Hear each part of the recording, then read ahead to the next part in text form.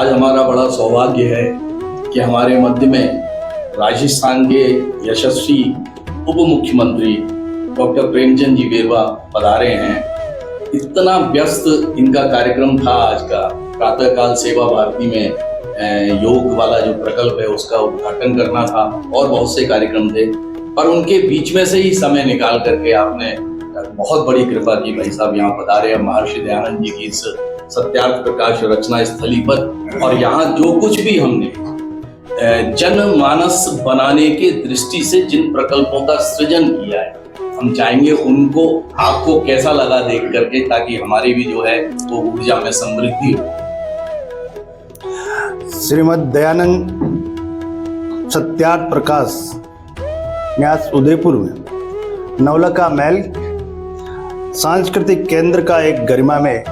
जो आज अवलोकन किया है, मैं देखकर बड़ा मुझे आश्चर्य हुआ और अपने आप को गौरवान्वित महसूस कर रहा हूँ कि मैं ऐसी जगह और ऐसा सिलेक्शन, ऐसा कलेक्शन देखकर कि आप लोगों ने हमारे उन क्रांतिकारी महापुरुषों को जो इस देश के लिए अपना योगदान दिए, उनका कलेक्शन, उन्होंने क्या क्या कार्य किए उनके जीवन में इस देश के लिए, वो सारी चीज़ें मुझे आपके माध्यम से यहाँ सुनने को मिला, देखने को मिला। और इसके अलावा जो व्यक्ति जन्म लेता है और जन्म से मरने तक की आपने किस किस अवधि में क्या क्या, किस किस आश्रम से वो गुजरता है, किस किस जो आपने नामकरण से लेके उसको खाना खाने से लेकर और उसको अनेक चीज़ों में आपने जो दृश्य दिखाया है, निश्चित रूप से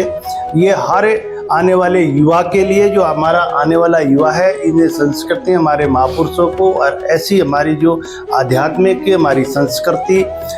को उनके सामने लाने के लिए एक अच्छा सिलेक्शन आप लोगों ने किया है। इसके लिए मैं बहुत बहुत धन्यवाद देना चाहूँगा और मैं सभी से आह्वान करना चाहूँगा कि ऐसे स्थान को सभी आकर इसका अवलोकन करें, इसको देखें,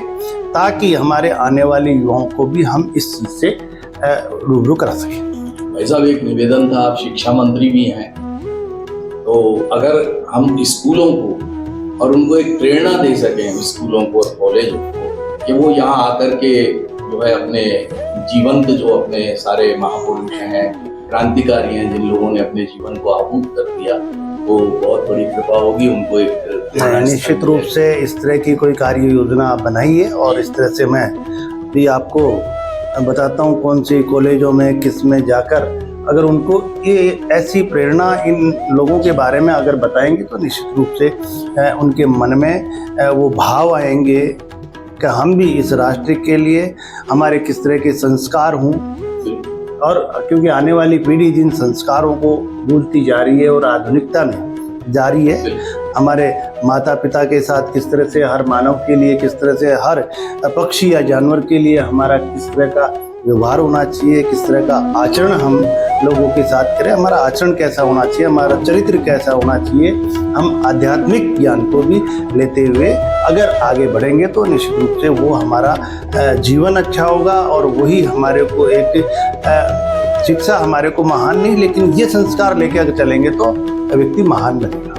बहुत बहुत धन्यवाद, आपने आश्वासन दिया है और निश्चित रूप से ये सारा प्रकल्प नई पीढ़ी को ही ध्यान में उसी के लिए है। वो आपका बहुत बहुत